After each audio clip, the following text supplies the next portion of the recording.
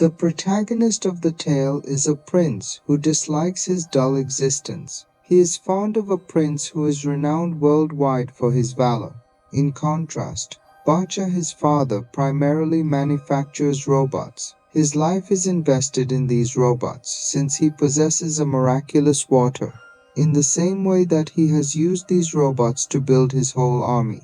Even though his daughter is a princess, he worries about her often. He is also quite concerned about her. The king left all of his business, left his safe open, and went to visit his daughter, who was reading an odd book, even though she was hidden in the palace and not seeing anyone. He described the prince as being quite irate when he sees someone, stopping all of his robots from approaching the princess before leaving. Another moment later, a postman arrives with a letter from the prince. For the prince. She hurried to the postman because she was so happy to see the princess. The postman could tell this letter was very significant to the princess, based on her reaction when she went to pick it up. He begins blackmailing her by saying, "If this is the case, help me." Rather than writing her a letter, "I shall deliver this letter to your father, rather than the king, if you don't give me some cash." Princess was going to start extorting him. She accidentally threw the letter from her hand on the king's chair as she was running after removing it from him.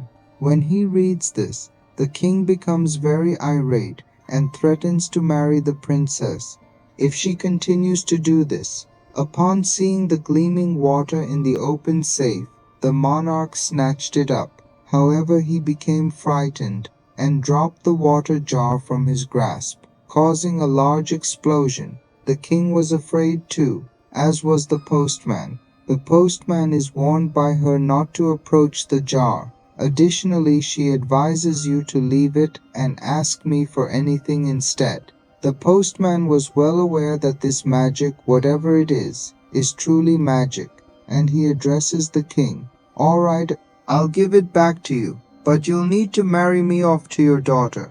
The king had to make a decision regarding his daughter's marriage during the evening festivities, despite his desire to avoid it, and with this postman at that.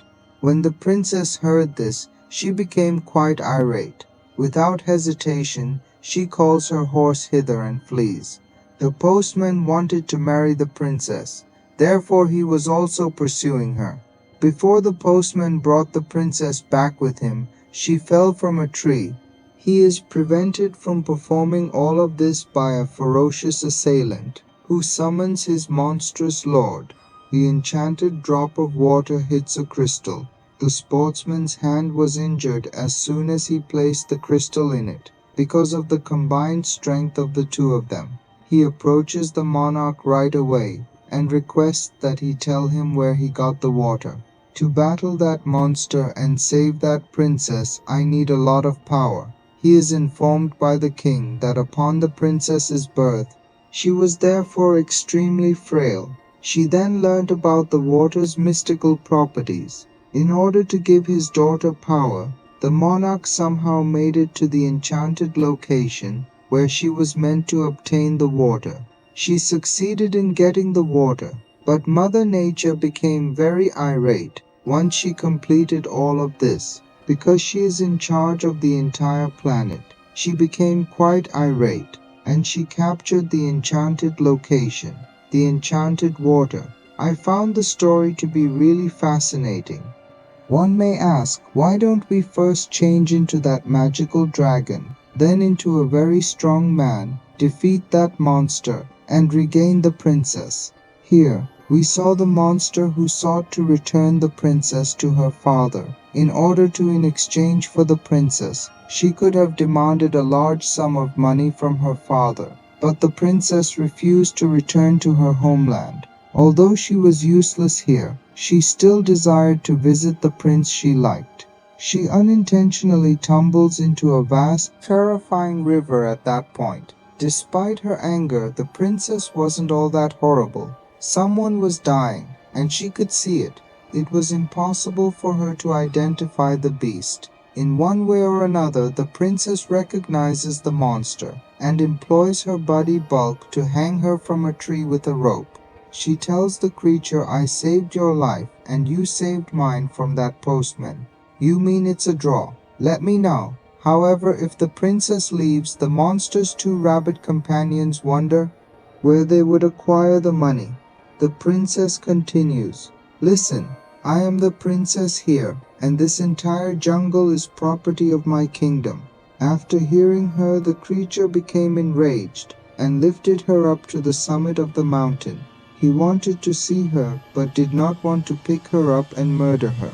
He describes how Mother Nature governs the entire planet and depicts a mystical location. Additionally, this powerful magical location is also believed in.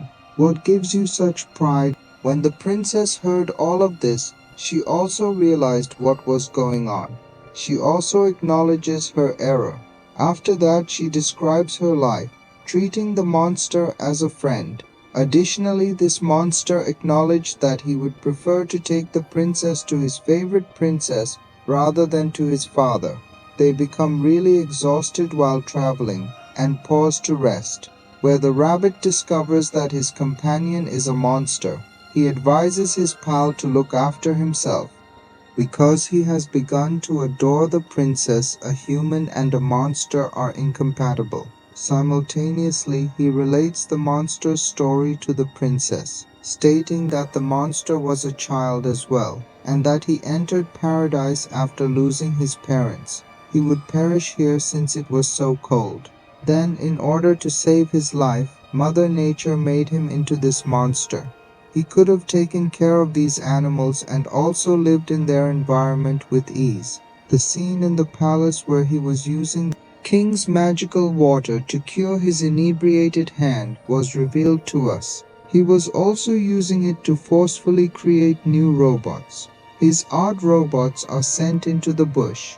During their conversation, the lion and rabbit discover that the monster has moved away from them. When they begin to make noises in an attempt to locate him, the postman's robot strikes them. The princess is saved from a robot by the rabbit, but many robots remain. The monster that came to save the princess then reappears. The postman was stuck there due to his robots during the entire war. The rabbit, on the other hand, realized that the king alone was unquestionably involved in this entire conflict. He is not believed by the princess. After that, the rabbit relates how, "One day I was on the verge of death, but the king used a magical drink to bring me back to life." These individuals all exhibit the same enchanted water now. So tell me, isn't this the king's creation? In one of the scenes during these chats, the postman uses those robots to find the enchanted location where the monarch formerly lived. The king wanted power to be used responsibly, so he sent his army of robots to seize it. The princess of that monster is currently in charge of her favorite princess city. Having to leave the princess here made him very unhappy, so that she can whistle if she ever needs his assistance. He gives her a whistle. This place made the princess very pleased, but her joy was short-lived. For when she visits a palace, she discovers that the prince she had a crush on never existed. He was a character in a narrative about a girl. The princess didn't think he was real. "This isn't possible," she informs the girl. The youngster then claims that she wrote the letter, which is being sent out globally to encourage as many people to read her book as possible. The princess was furious when she heard this. The other girl standing here learns that she is a princess and can receive a large sum of money from the king in exchange when she tries to leave. As a result, she had put the princess in jail. The whistle slipped out of his hand just as he was ready to pull the trigger. The bulb friend of his then hurries to call the monster to save the princess. The king was imprisoned by that shady postman, as can be seen here at the palace. His own personnel and robots are present here. The monster arrived in the city to save her as soon as he realized she was in danger. The girl intervened to stop the guards from shooting the monster before he could do so. Because she didn't want this story to remain unfinished in real life, and she used to write new stories every day. The tale of a monster and a princess meeting was not finished. Using the same city, Postman had abducted the princess's friend Rabbit after arriving at the enchanted location to retrieve the magical water. He brings him the monster and the princess. The king arrives and orders the king to halt all of this labor from this evil postman before the monster harms the princess. Therefore, the monarch turns off every machine he built using a covert device. The king had brought his soldiers here, but it had all been locked down. The man becomes enraged and consumes a lot of magical water. After realizing that his power is waning, he had now transformed him into a strong stone guy. The man thought he was now the most powerful person in the world after seeing this. Now he was threatening to face Mother Nature. Mother Nature is enraged upon witnessing this and manifested her wrath as a magical water storm. Now that he was an adult, he was a terrible postman who didn't want to help anyone, not even in his final moments. In the same storm, he pulls the princess with him, and he risks his life to save her as soon as he sees all of these monsters fight, and the princess's might reaches them both to save them. The world that some have begun to use this enchanted water for immoral ends. All of the people created from this magical water, including the king's robots, the princess and the rabbit, who was brought back to life by the king using this water, perish as soon as its effects wear off. The fact that the princess was dead along with the bunny was heartbreaking. The monster became enraged and told Mother Nature that she ought to have revived the princess, even if she had given her life.